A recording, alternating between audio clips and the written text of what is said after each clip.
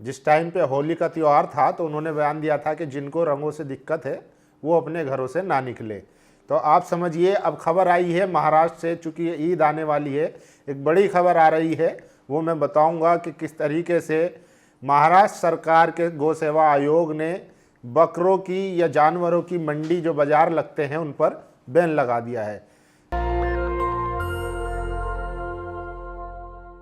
नमस्कार, आदाब, मैं फैसल और आप देख रहे हैं नेशनल दस्तक।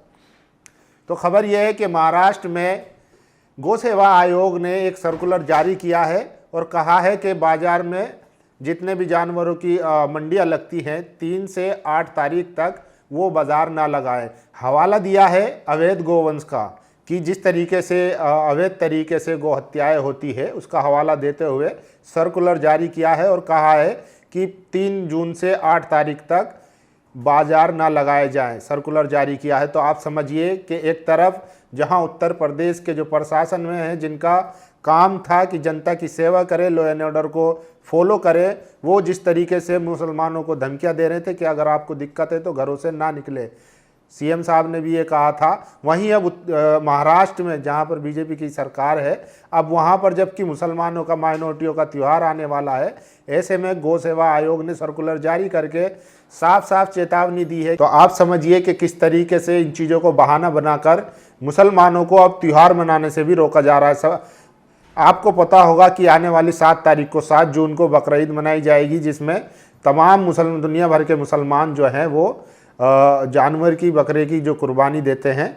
अब उसी के चलते आपको याद होगा पिछली बार दिल्ली में एक जैन समुदाय के एक व्यक्ति ने जो है बकरों की बलि बचाने के लिए उन्होंने 250 बकरे खरीद डाले थे। हालांकि उसके बाद उन बकरों का क्या हुआ वो किसी को पता नहीं चला। ये सारी चीज़ें हैं कि किसी भी तरीके से मुसलमानों को टारगेट किया जाए। अब उनके त्योहारों तक पर पाबंदी लगाने की कोशिश की जा रही है।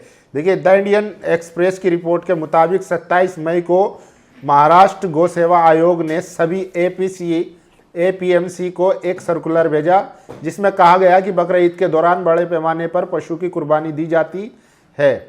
ऐसे में इस दौरान अवैध गोवंश वध को रोकने के लिए 3 से 8 जून तक गाँव में कोई पशु मेला ना लगाया जाए।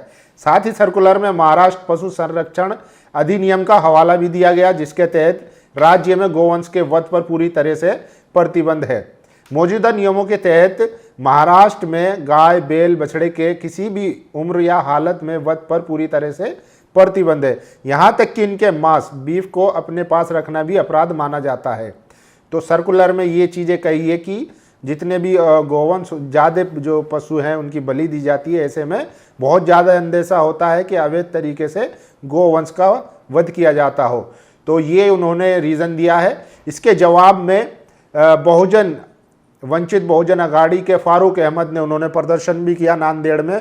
उन्होंने कहा राज्य को यह सुनिश्चित करना चाहिए कि गोवध ना हो, लेकिन पूरे बाजार को बंद करना क्या जरूरी है? इससे बकरी, भैंस, भेड़ जैसे गैर प्रतिबंधित जानवरों का व्यापार भी रुक जाएगा। इसका असर किसानों, मजदूरों, ड्राइवरों, ब्रोकरों और कुरैशी खटीक समाज जैसे सभी समुदाय की रोजमर्रा की कमाई पर पड़ेगा। अहमद ने गौ सेवा आयोग की अधिकार सीमा पर भी सवाल उठाए। उन्होंने कहा कि गौ सेवा आयोग केवल सिफारिश कर सकता है, मंडियों को सीधे आदेश देना उनके अधिकार क्षेत्र से बाहर है। तो राजनीति जो है अपने चरम पर है इस पर। और इस बीच गौ सेवा आयोग ने भी अपनी सफाई दी। उन्होंने कहा है उनका उद्देश्य सिर्फ गोवध की किसी भी संभावनाओं को कम करना है। आयोग के अध्यक्ष शेखर मुंदड़ा ने कहा कि ईद से पहले के दिनों में जानवरों की बड़ी संख्या में खरीद बिक्री होती है, जिनमें कई बार बलि की नीयत भी शामिल होती है। हम सिर्फ इसी प्रक्रिया को रोकना चाहते हैं। जहां तक बाकी जानवरों की बिक्री पर रोक की बात है, वह केवल 1 हफ्ते के लिए है। उन्होंने ये भी कहा कि आयोग का सर्कुलर सिर्फ एक सलाह है, आदेश नहीं। सेवा आयोग ने जो सर्कुलर जारी किया है उसमें साफ साफ उनका कहना है कि 1 हफ्ते के लिए, यानी कि ये वो हफ्ता है जिसमें तमाम मुसलमान जो है ईद भी बनाते हैं। वो कह रहे हैं कि ऐसे में जो जानवरों का बाज़ार है उसको ना लगाया जाए। तो आप सरकार की नीयत समझ सकते हैं कि सिर्फ माइनॉरिटी को, मुसलमानों को परेशान करना है, क्योंकि गोवंश पहले ही प्रतिबंधित है। प्रशासन कार्रवाई करता है और जितने भी बाज़ार, मंडियाँ लगती हैं वो सब वेरीफाई होने के बाद ही लगती हैं।